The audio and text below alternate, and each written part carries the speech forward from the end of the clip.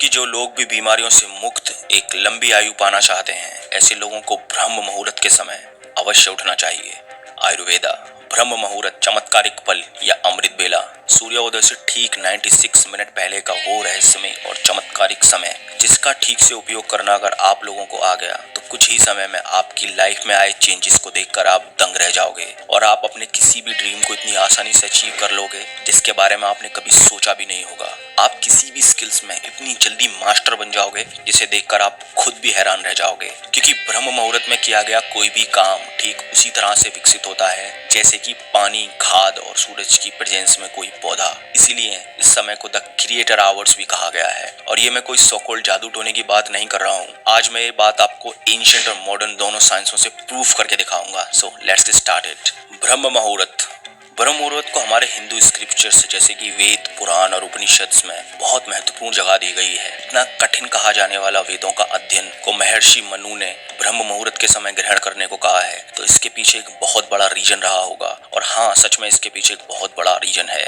और न केवल हिंदू रिलीजन में बल्कि ऑलमोस्ट सारे रिलीजन्स में इस समय को prayers, religious study, meditation, thinking, planning और लर्निंग के लिए इंपॉर्टेंट बताया गया है। सो मैं आपको ये बताऊंगा कि इस समय के दौरान यूनिवर्स में ऐसा क्या होता है जो ब्रह्म मुहूर्त के समय को इतना पावरफुल बनाता है। फर्स्ट है लॉ ऑफ अट्रैक्शन, यानी कि जैसा भी आप सोचोगे वैसा ये यूनिवर्स आपको बदले में देगा। That is called law of attraction. अब आप ये सोच रहे होंगे कि सोचता तो मैं दिन भर हूँ, लेकिन इसका ब्रह्म मुहूर्त से क्या लेना देना? तो लेना देना है। फॉर एग्जाम्पल, आप कुछ देर के लिए ऐसा सोचो कि हमारे यूनिवर्स एक मोबाइल टावर है और हम सबके ब्रेन मोबाइल फोन्स। अब दिन के समय जब सब लोग जगे हुए होते हैं, उस समय सब लोगों के ब्रेन यूनिवर्स में कोई ना कोई सिग्नल भेजते रहते हैं। सिग्नल से मेरा मतलब है थॉट्स। अगर आप भी उस समय कोई इंपॉर्टेंट थॉट यूनिवर्स में भेजोगे तो उस थॉट को रियल लाइफ में मैनिफेस्ट होने में बहुत टाइम लगेगा। लेकिन सुबह के समय ब्रह्म मुहूर्त के दौरान जब सब लोग सोए हुए होते हैं, तब यूनिवर्स का फ्रिक्वेंसी लेवल बहुत कम होता है और उस समय सोची गई कोई भी थॉट के रियल लाइफ में मैनिफेस्ट होने के चांसेस बहुत बढ़ जाते हैं। ब्रह्म मुहूर्त के दौरान यूनिवर्स में थॉट्स का ट्रैफिक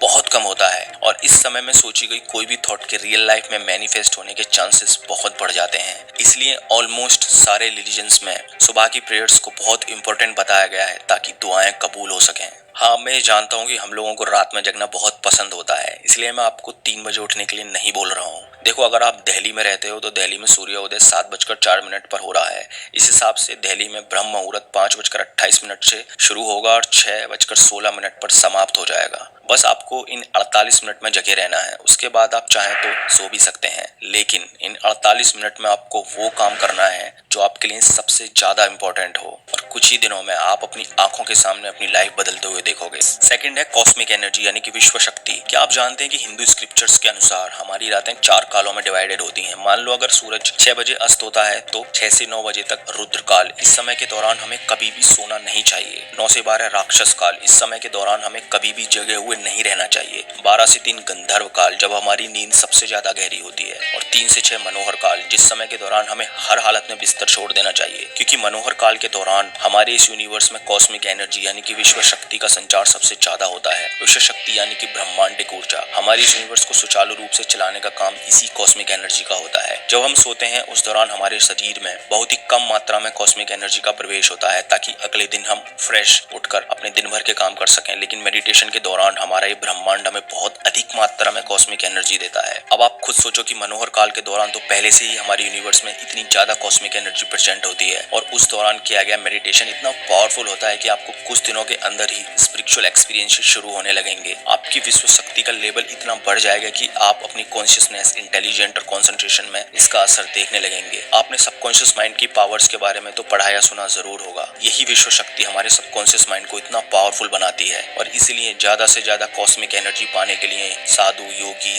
ब्रह्म मुहूर्त के दौरान मेडिटेशन करते हैं। अब ऐसा बिल्कुल नहीं कि कॉस्मिक एनर्जी पाने के लिए आपको मेडिटेशन ही करना जरूरी है ना, बिल्कुल नहीं। अगर आप प्रेजेंट में रहना सीख लो तो भी आपको मेडिटेशन के बराबर ही कॉस्मिक एनर्जी मिलेगी। बिलीव नहीं हो रहा तो खुद से चेक कर लो। इस वीडियो को 1 मिनट के लिए पॉज करो और प्रेजेंट मूवमेंट में ध्यान लगाओ, तो आप देखोगे कि प्रेजेंट मूवमेंट में आते ही आपका ध्यान सबसे पहले आपकी सांसों पर जाएगा, जैसा कि हम मेडिटेशन के दौरान भी करते हैं। मेरा कहने का मतलब बस इतना ही है कि ब्रह्म मुहूर्त के दौरान हमारे यूनिवर्स में बहुत ज्यादा कॉस्मिक एनर्जी होती है और उस समय के दौरान कंसंट्रेशन के साथ किया गया कोई भी काम, चाहे वो पढ़ाई हो, मेडिटेशन हो या कुछ भी हो, उस काम के रिजल्ट्स आपको एक्स्ट्रा ऑर्डिनरी ही मिलेंगे। थर्ड है सर्केडियन रिदम। जिस तरह से दिमाग और बॉडी एक दूसरे से इंटरकनेक्टेड होते हैं, ठीक उसी तरह से हम और हमारा यूनिवर्स एक दूसरे से जुड़े हुए हैं। आप तो ये जानते होंगे कि हमारी धरती सूर्य के चारों ओर चक्कर लगाती है, तो सुबह के समय जब सूरज की पहली किरण हमारी धरती पर पड़ती है, तब सूरज के चार्ज्ड पार्टिकल्स के चलते धरती बहुत पावरफुल मैग्नेटिक फील्ड जनरेट करती है, जिसके चलते हमारी बॉडी और दिमाग में बहुत सारे केमिकल रिएक्शंस शुरू हो जाते हैं और हमारे ब्रेन का सुपर कैस्मेटिक न्यूक्लियस बॉडी को सिग्नल देने लगता है कि बाहर की दुनिया में उजाला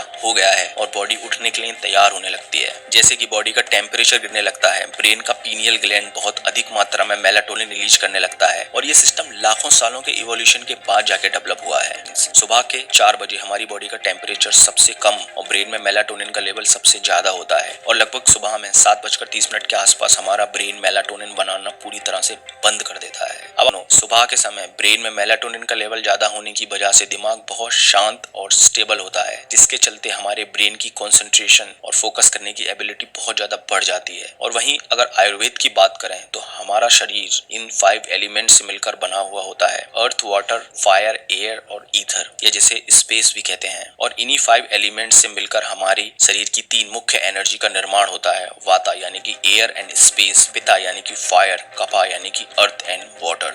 आयुर्वेद के अनुसार सुबह 2 से 6 और शाम को 2 से 6 के बीच हमारी बॉडी में वाता एनर्जी डोमिनेंट होती है और इस समय हमारे दिमाग की क्रिएटिविटी, कंसंट्रेशन और फोकस करने की एबिलिटी बहुत ज्यादा होती है। इसलिए हमें इस समय में ज्यादा से ज्यादा मेंटल वर्क करने चाहिए ताकि हमारी प्रकृति भी आपका उस काम को करने में साथ दे सके। सो टू कंक्लूड, हमारा शरीर प्रकृति के बनाए इन नियमों के अनुसार चलना चाहिए, लेकिन हम असल जिंदगी में करते क्या है वो हम सब जानते हैं, उसे बताने की जरूरत नहीं है। फॉर एग्जाम्पल, आयुर्वेद के हिसाब से हमें 10 बजे से 2 बजे के बीच किसी भी हालत में जगे हुए नहीं होना चाहिए, लेकिन आज की सोशल मीडिया के जमाने में 2 बजे से पहले सोता कौन है भाई? रूल्स बहुत आसानी से अचीव कर पाओगे। अगला पॉइंट है प्योरेस्ट इन्वायरमेंट। क्या आप जानते हैं कि सुबह के समय यानी कि ब्रह्म मुहूर्त के समय हमारे आसपास का इन्वायरमेंट अपनी सबसे प्योरेस्ट फॉर्म में होता है। सुबह के समय इन्वायरमेंट में लगभग 41% ऑक्सीजन और केवल 4% कार्बन डाइऑक्साइड होती है। इनकी मिनिमम पॉल्यूशन। अब आप ये सब तो जानते ही होंगे कि फ्रेश एयर में सांस लेने से सैकड़ों फायदे होते हैं, जिसमें कि सबसे बड़ा फायदा ये है कि fresh air gives you more energy and A sharper mind. अगला पॉइंट है मिनिमम नॉइज पॉल्यूशन। क्या आप जानते हैं कि आपके आसपास की तेज आवाजों का आपके दिमाग पर क्या असर पड़ता है? अगर नहीं जानते तो आज जान लीजिए। हमारे आसपास की तेज आवाजें हमारे ब्लड प्रेशर को इंक्रीज करती हैं, जिससे दिमाग ठीक से कॉन्सेंट्रेट और फोकस नहीं कर पाता। सो इसलिए सुबह के समय या ब्रह्म मुहूर्त के दौरान जब इन्वायरमेंट बहुत शांत होता है, तब अगर आप कोई भी काम करेंगे तब आप बहुत कम समय में ज्यादा अचीव कर पाएंगे। नेक्स्ट है एनर्जी सेविंग। महर्षि पतंजलि के अष्टांग योगा सूत्र यम, नियम, आसन, प्राणायाम, प्रत्याहार, धरना, ध्यान और समाधि में 5वां अंग है प्रत्याहार। इसका मतलब होता है कि हमारे 5 सेंसेस के थ्रू जो एनर्जी वेस्ट होती है उसे बचाना, जिसमें एक योगी मेडिटेशन के दौरान अपने सारे सेंसेस को बंद कर लेता है ताकि वो अपने अंदर की सारी एनर्जी मेडिटेशन पर लगा सके। अब योगीज के पास ये एबिलिटी होती है, वो अपनी इच्छा अनुसार अपने सेंसेस को बंद कर सकते हैं, लेकिन आप लोगों के पास तो ये एबिलिटी है नहीं। तो आप लोगों को अपने ब्रेन की एनर्जी का सदुपयोग करने के लिए सुबह के समय जब एनवायरनमेंट शांत हो उस समय उठकर कोई काम करना चाहिए। देखो होता क्या है कि जब हमारे आसपास नॉइसेस होती हैं तब हमारे दिमाग की एनर्जी का एक बहुत बड़ा हिस्सा उन नॉइसेस को समझने में लगा रहता है, चाहे फिर वो वॉइस अनइम्पोर्टेंट ही क्यों ना हो। इसलिए अगर आप सुबह के समय उठोगे, शांत वातावरण के कारण आपका चेतन मन यानी कि कॉन्शियस माइंड जिससे हम सोचते हैं वो बहुत शांत रहेगा, जिसके चलते उठने के 20 मिनट बाद तक आप जो भी करोगे वो डायरेक्टली आपके सबकॉन्शियस माइंड में जाके बैठेगा। और अगर एक बार आपने अपने सबकॉन्शियस माइंड में कुछ बैठा दिया तो दुनिया में ऐसी कोई भी ताकत नहीं है जो उस बात को सच होने से रोक सके। तो आज से ही अपने आप से एक वादा करो कि मैं रोज सुबह 4 बजे उठूंगा, चाहे ये दुनिया फिर इधर की उधर ही क्यों ना हो जाए। और ऐसा आपको कुछ दिनों तक ही करना है। कुछ ही दिनों में आपका एनर्जी लेवल, कंसंट्रेशन इतना बढ़ जाएगा, आप दिन भर इतने फ्रेश और खुश रहने लगोगे कि फिर आपका कभी भी लेट तक सोने का मन ही नहीं करेगा। सो दैट्स ऑल दोस्तों, अगर वीडियो अच्छी लगी हो तो लाइक करें, शेयर करें ताकि और लोगों तक भी इन्फॉर्मेशन पहुंच सके, और इस चैनल को सब्सक्राइब करके चैनल के विकास में अपना योगदान दें। धन्यवाद।